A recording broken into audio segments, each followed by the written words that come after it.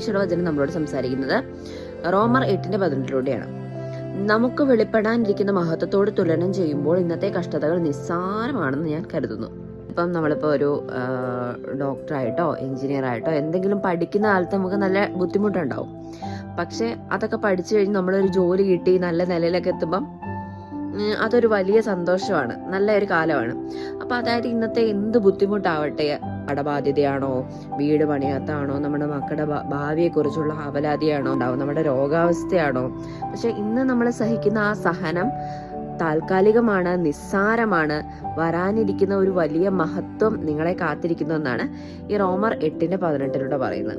നിസ്സാരമാം നിസ്സാരമാം നീറും ദുഃഖങ്ങൾ നിസ്സാരമാം, നാളെ വരുന്ന മഹിമയോർത്താൽ ഇന്നൻ ദുഃഖങ്ങൾ